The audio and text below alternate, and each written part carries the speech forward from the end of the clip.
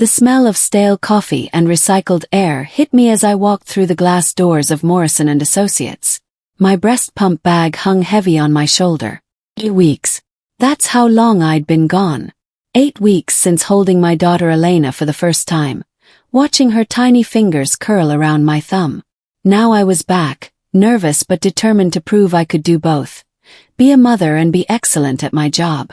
I'd spent the last 2 weeks preparing my return, organizing files, reviewing projects. My desk was waiting for me on the 4th floor. I took a breath in the elevator, smoothing my blazer. Everything would be fine. I was Madeline Pierce. I'd worked here for 8 years without a single problem. I arrived at my desk at 8:30 in the morning. My coworkers gave quick waves. Normal. But then, at 8:45, my manager Arden Clark appeared. His expression was cold. He placed a thick white envelope on my desk without greeting me. "Madeline, your position is eliminated," he said flatly. "Effective immediately." The words didn't make sense. I stared at the envelope, my heart suddenly racing. Around me the office went quiet. People at nearby desks pretended not to listen, but I felt their eyes. Arden stood there waiting for a response, arms crossed. My voice came out smaller than I wanted it to. "What do you mean, eliminated?" He didn't answer. Instead, he gestured toward HR. "They'll handle the paperwork. You need to gather your things and leave." I looked at the envelope in my hands. Termination letter. 2 weeks notice pay. That was it. Years. The humiliation burned through my skin like hot wire. Co-workers whispered to each other as I stood there frozen. Arden walked away without another word, leaving me standing alone at my desk with nothing but questions and an envelope. My hands shook as I placed it in my bag. This couldn't be real. HR appeared within minutes. A woman named Patricia who looked deeply uncomfortable. "Madeline, we're so sorry," she said quietly, escorting me toward the elevator. But before we reached it, I glanced back toward the executive floor. Through the glass conference room walls, I could see suits gathering. Important people. A big meeting was happening upstairs. Something massive. Patricia noticed me looking. "That's a major client meeting," she said. "Nothing you need to worry about right now." But I did worry. Because I recognized one of the faces walking into that boardroom. Redline Systems. The massive national distributor that had contacted me personally last week about a consulting contract. I'd spent months developing their project while hiding it from everyone here, working nights and weekends on my own time. My heart twisted. The timing couldn't be coincidence. The elevator doors opened, and Patricia gently touched my arm to guide me inside. As we descended, my phone buzzed in my pocket. One message. From Redline's VP. "We're heading into a meeting with your current employer. See you soon." I read it 3 times. Then everything clicked into place. I knew something Patricia didn't. Redline wasn't here to work with my company. They were here because of me. They'd already decided to hire me as their exclusive consultant. That decision was made last week during our private call. This client meeting, my employer was so excited about, it was about to change everything. We reached the lobby and Patricia walked me to the exit. I grabbed her arm gently. "Patricia, wait. Before I go, can you do me a favor?" She looked confused but nodded. "What is it?" Took a breath. "Don't let anyone leave that meeting upstairs for the next 10 minutes. I need to make a phone call first." She frowned, probably thinking I was in shock. Which I was. But I was also thinking clearly. My phone was already in my hand. I stepped outside into the morning sun and dialed Redline's VP directly. He answered on the second ring. "Madeline." Perfect timing. "We just arrived at your office." I spoke quietly but with certainty. "I need you to come down to the lobby. Right now. Before you go upstairs." There was a pause. "What? Why?" My voice stayed calm. "Because something has changed. And you need to know before that meeting starts." 30 seconds later the glass doors opened. Michael Torres, Redline's VP, walked out with 2 executives beside him. His face showed concern. Madeline, what's going on? You look upset. I held up the white envelope. They fired me 2 minutes before you arrived. Michael's expression shifted from confusion to anger in 1 second. They what? You just came back from maternity leave. He nodded. Exactly. First day back. Arden Clark, my manager, terminated me without any warning. The other 2 executives exchanged looks. Michael stepped closer. Do you have documentation of this? I handed him the termination letter. He read it quickly, his jaw tightening. This is illegal. There's no cause listed. No performance issues. Nothing. He looked at his team. Then back at me. Madeline, we came here to negotiate a contract with your company. But that was only ever a courtesy. We already knew who we wanted to work with. I felt tears pressing at my eyes, but I held them back. You mean? Michael smiled. We chose you. A week ago. The contract was always yours. But now, after this, we have something bigger to discuss. He turned to Patricia, who had followed me outside and stood nearby looking shocked. We need to speak with your HR director. Immediately. This is important. Patricia's face went pale. Yes, of course. Let me call upstairs.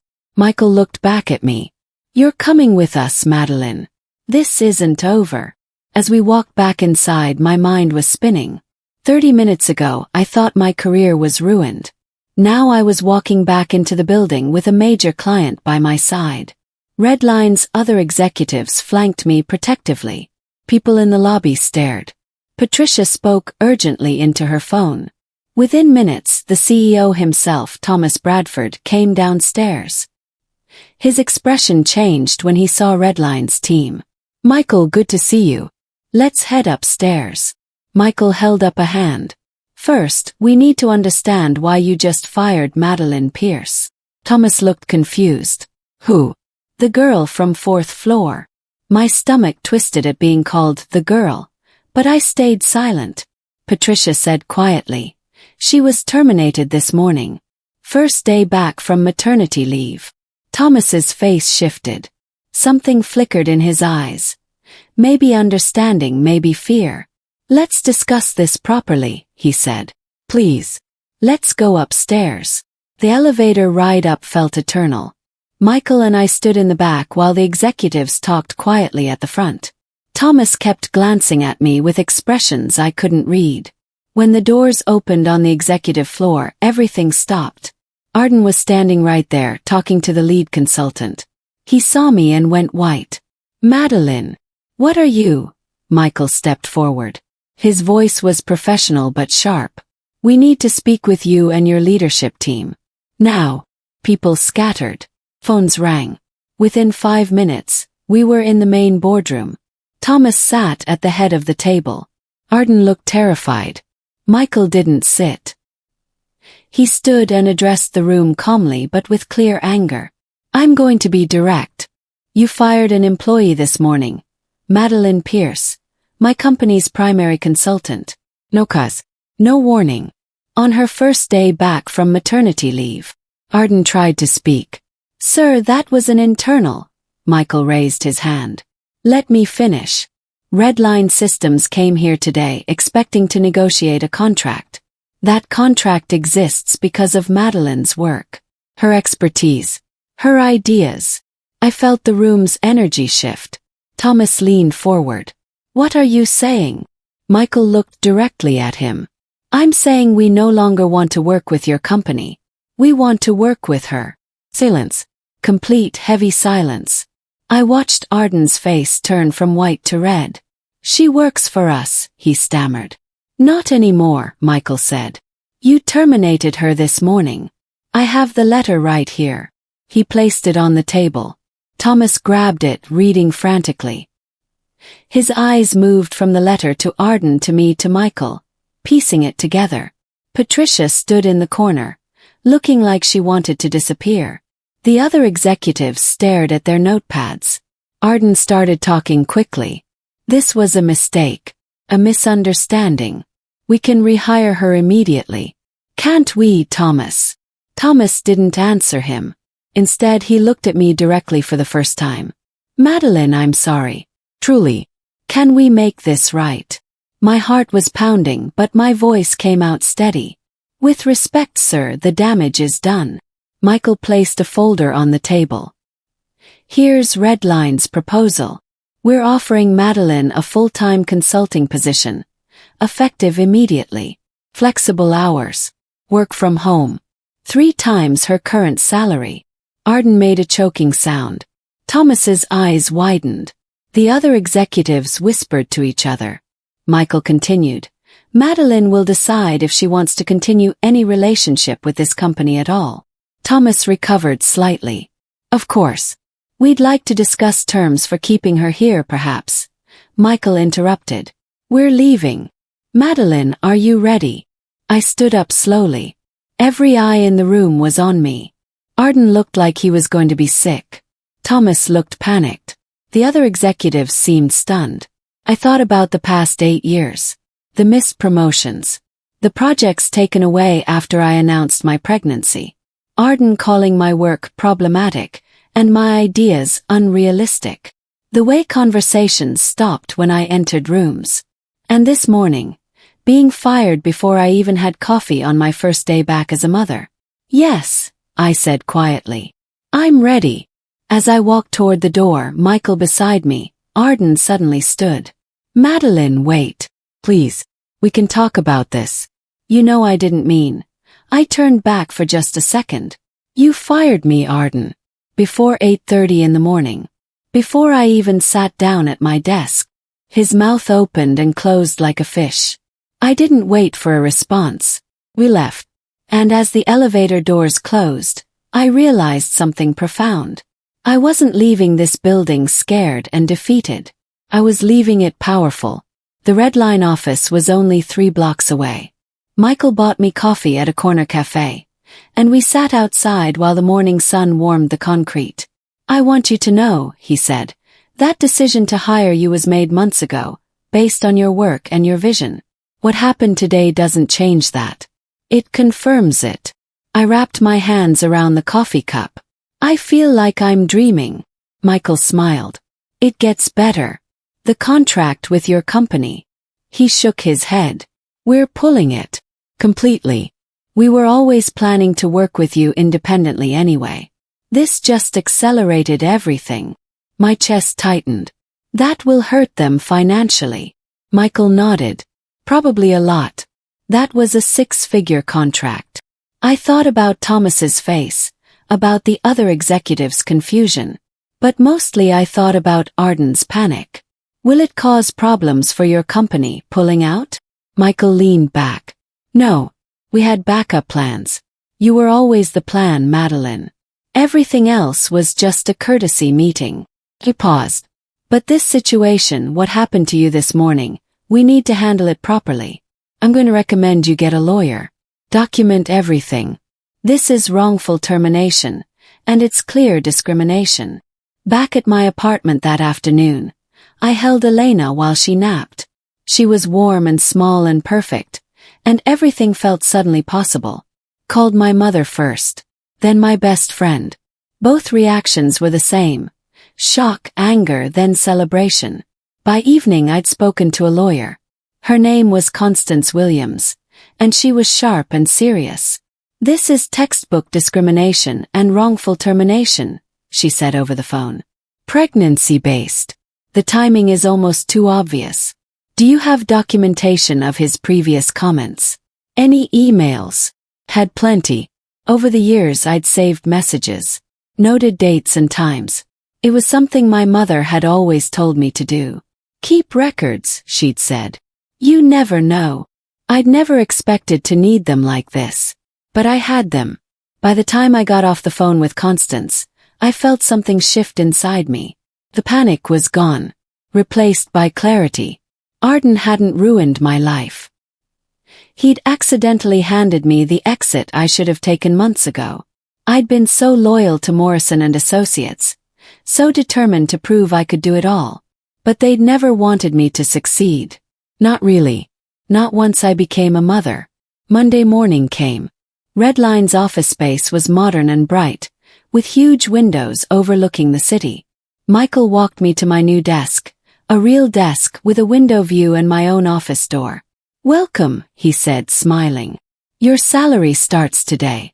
Benefits begin immediately. You work whatever hours work for you and Elena." I sat down and just looked at the space. It was mine. There was a coffee maker and a small refrigerator for pumping supplies without any shame or hiding. Comfortable chair that didn't squeak. Quiet. Respectful. Everything Morrison and Associates had stopped being for me. That afternoon I received an email from Patricia in HR. The subject line made my breath catch. "Urgent. Internal investigation." Opened it. The message was formal but urgent. "We are conducting an investigation into the circumstances surrounding your termination. Please contact me at your earliest convenience to provide a statement." My lawyer called an hour later. "They're panicking," Constance said. "The fact that Redline pulled their contract and they know why. It's triggering legal alerts. They're trying to build a paper trail now to justify the termination retroactively. Don't respond without me present." The next day, I was asked to come in for an official statement. Constance insisted on being there. We sat across from Patricia and Thomas Bradford in a small conference room. Patricia had her official HR notebook. Thomas looked older than he had days before, like he'd aged years in 72 hours. "Madeline," Patricia began, "we want to understand the circumstances that led to your termination." Mr. Clark indicated it was due to position restructuring. Constance leaned forward. "Let's be clear. My client was fired on her first day back from maternity leave. With no documentation, no prior warnings, no performance issues. That's not restructuring. That's discrimination." Thomas shifted uncomfortably. Patricia looked flustered. "We're not saying there was anything improper. We just want to understand what happened." I spoke calmly. "I'd like to know that too." Arden Clark gave me no explanation. He simply said my position was eliminated, handed me a letter with severance, and had me escorted out. Patricia made notes. Thomas asked quietly, "Why didn't you come to HR before accepting employment elsewhere?" Constance answered for me. "Because she was fired. She didn't resign. And frankly, this conversation is exactly why terminated employees need representation." Over the next week, things accelerated. Constance sent formal letters demanding documentation of my termination. Specifically, she asked for any performance reviews showing cause, any written complaints about my work, any evidence that my position actually needed elimination. Morrison and Associates couldn't provide any of it, because there wasn't any. Meanwhile, Redline's contract withdrawal became public knowledge in industry circles. Thomas called my lawyer personally, begging for a meeting. Constance came with me. They offered everything: reinstatement, promotion, back pay, even a public apology. I listened to each offer calmly, then shook my head. "I'm not interested in working there again," I said. "What I am interested in is documentation that my termination was wrongful and that it will not impact my professional reputation in this industry." Constance added, "And a settlement." Thomas looked pale. "How much?" Constance named a number. His eyes widened. But he didn't argue. "We'll discuss with our counsel, but I think that's acceptable." Walking out of that meeting, I felt something I'd been missing for months.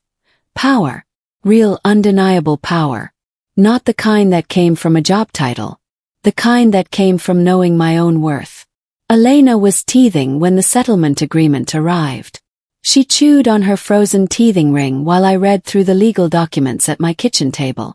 Morrison and Associates agreed to a substantial financial settlement, a written acknowledgement of wrongful termination, a clean employment record going forward, and a clause ensuring no negative references would be given to future employers. The number was significant. Not life-changing wealth, but real security. Real breathing room. I could take time with Elena. I could build something on my own terms. I could stop apologizing for having a daughter. Redline's contract with me was finalized the same day. Full-time consulting position. Health insurance. Retirement matching. remote work flexibility. Everything structured around being both a professional and a mother. Everything designed around human dignity. I signed the papers in Michael's office, and he brought in a bottle of champagne. "To new beginnings," he said, raising his glass. "And to people who recognize talent when they see it." That night, after Elena fell asleep, I sat on my apartment's small balcony and cried. Not from sadness. From relief. From finally feeling like I could breathe. News traveled through the industry quickly. Within 2 weeks, I received calls from 3 other companies, all wanting to hire me away from Redline. Each time I laughed politely and said no. Redline wasn't just paying well. They were treating me like a human being. Like my time and expertise mattered. Like being a mother didn't diminish my professional value. These were revolutionary concepts in my previous world. I started hearing things about Morrison and Associates from old colleagues. Arden had been suspended pending investigation. The investigation was revealing a pattern. Several employees, mostly women, had reported similar experiences. Projects taken without explanation. Opportunities given to male colleagues. Suddenly, my termination wasn't an isolated incident. It was evidence of a larger problem. One woman named Patricia, a different Patricia actually, reached out to me privately. She'd been laid off 6 months before I was hired. She suspected it was related to her pregnancy announcement. Another woman, Kelly, had quit before asking for maternity leave because she could sense the shift in how Arden treated her. Constance added their stories to her investigation. The picture became clearer. This wasn't about me or my position. This was about a manager with a pattern of discrimination against mothers. 3 months after my termination, I received a call from Constance. "You should know," she said, "that Arden Clark has been terminated by Morrison and Associates." The investigation concluded clear evidence of discrimination and harassment. I felt a strange mix of emotions. Relief, yes, but also sadness for the women who'd suffered before me. If I'd known about the pattern, if other women had felt safe reporting it, maybe things would have changed sooner. "What about the company?" I asked. "Are they taking other action?" Constance said. "They've established new HR protocols, mandatory training on pregnancy discrimination, and they're reaching out to affected employees. Your settlement made them take this seriously." I thought about Arden. His panic in that boardroom, his desperation when I walked out. He'd thought he could erase me. Thought firing me would solve some problem in his mind. But his actions had exposed everything. His own arrogance had destroyed him. That afternoon I was playing with Elena when Michael called. "Have you seen the business news?" I hadn't. He told me. Redline had just landed a major new partnership, and in the announcement, my consulting work was specifically highlighted. Redline Systems credits innovative legacy system integration work by consultant Madeline Pierce with enabling this partnership. My name was in the press release. By month 6, I'd established myself in the industry as the consultant companies called when they needed someone brilliant and reliable. My work with Redline had become legendary within certain circles. Competitors reached out. Conferences asked me to speak. I started getting requests to mentor younger women, particularly women in tech and business. I said yes to all of them. Because I understood something that my younger self hadn't. Being successful wasn't just about me anymore. It was about creating a space where the next woman didn't have to choose between being ambitious and being a mother. Elena grew. She laughed more. She started saying words. Mama was her favorite. And I got to be there for all of it while building something I was genuinely proud of. The financial security was real too. Paid off my car. I'd started a college fund for Elena. I'd bought a nicer apartment. Nothing fancy, but one with a second bedroom that was just hers. The settlement money had been invested wisely, and I'd built additional income streams. But more than money, I'd gained something priceless: choice. I got to choose my clients, choose my hours, choose what projects deserved my time and energy. A year after being fired, I ran into Arden at a coffee shop. He didn't recognize me at first. But when he did, His face went through every color of the spectrum. He was smaller somehow. Diminished. His suit didn't fit quite right. He was older, worn down. He started to speak, to apologize probably, but I simply nodded and walked past him. I didn't need his apology. I didn't need anything from him. My life had moved so far beyond his reach that his existence barely registered anymore. Michael told me later that Arden had been trying to find work in the industry for months. No one would hire him. His reputation had followed him. He'd apparently taken a position at a completely different company, far away, starting over in a field where his history wasn't known. I felt a moment of sympathy for him, but it was small and brief. He'd chosen his actions. He'd chosen to fire a mother trying to do her job. He'd chosen to be cruel. Life had simply followed through on the natural consequences of those choices. 2 years after that first morning back from maternity leave, Redline offered me a partnership. Not just consulting. An actual stake in the company. Ownership. Leadership position. The offer came with equity, decision-making power, and a place at the executive table. Called Constance in shock. "Is this real?" She laughed. "Very real. And frankly less than you deserve. You should negotiate for more." I negotiated. They came up. In the end, I accepted their revised offer. I was now partner at a major consulting firm. Had equity. Had voice. Had power. Elena was 3 years old when I moved into my new office on the executive floor. She came with me the first day and drew on the whiteboard with markers while I unpacked boxes. She drew us holding hands like she always did. 2 stick figures. One big, one small. Connected. That drawing went on my wall. Right where I could see it every day. My first order of business as partner was establishing a family-friendly policy. Flexible schedules. Remote work options. Childcare support. Pumping spaces that were private and dignified. Mentorship programs specifically for parents. I wasn't going to let another woman experience what I had. Wasn't going to let another company lose brilliant talent because they couldn't figure out how to value mothers. We started attracting top talent specifically because of these policies. Women who'd left other companies, who'd felt forced to choose. Men who wanted to be present fathers without sacrificing their careers. It became Redline's competitive advantage. Our innovation accelerated. Our client satisfaction increased.